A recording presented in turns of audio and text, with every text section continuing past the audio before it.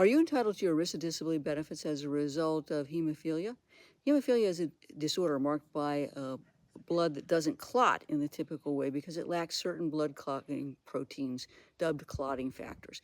And what will happen is that your blood just simply doesn't clot and you continue to bleed. Now, there are multiple different clotting factors, and depending on what clotting factors are impacted, you'll be diagnosed with a certain type of hemophilia. The most common type is hemophilia A, which is associated with lower levels of factor VIII, and hemophilia B associated with lower levels of factor IX.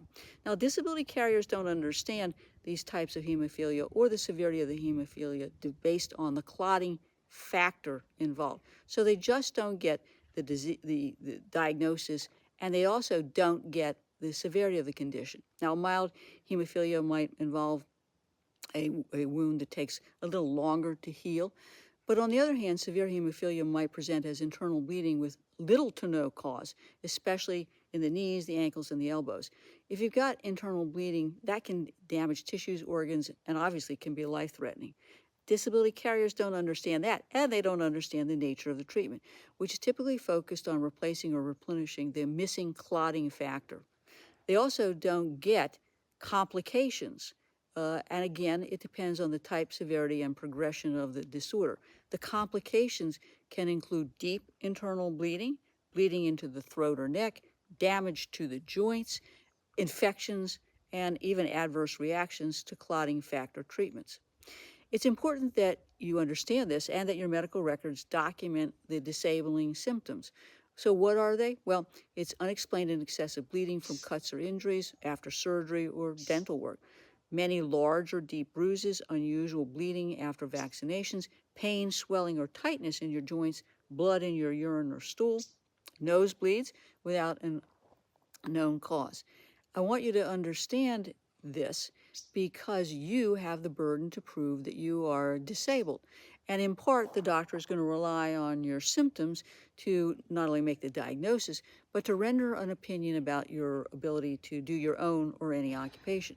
Now remember, you've got the burden to prove that you're disabled, as those terms, disabled and occupation, are defined in the terms of your policy or plan. And so you want to make sure that your medical records document the nature of your hemophilia, the treatment, your response to treatment, your symptoms, and why your symptoms prevent you from performing the material and substantial duties of your own occupation, or later in the life of the policy, any occupation. Documentation and coordination are key. So before you stop work and apply for benefits, get our booklet and give us a call if you have any questions. Now, if your claim has been denied or terminated, please remember that under the ERISA statute, you'll only have 180 days in which to file an appeal. And that appeal is the trial of your case. If the appeal period runs and you haven't filed an appeal, you're not going to be able to go into federal court and sue. And if you are filing an appeal letter, but you're not including all of the right documentation because you haven't gotten a copy of the carrier's file and you don't understand medical or legal or vocational issues, you're going to be stuck. Because if ultimately you figure out what you need to do or you hire an attorney, that person is not going to be able to add additional information to the claims file. Once that appeal process is over, it's done. And ultimately, the court will only look at what's in your file. So you can see it's very important, if your claim has been denied or terminated, that you're represented by an ERISA disability attorney.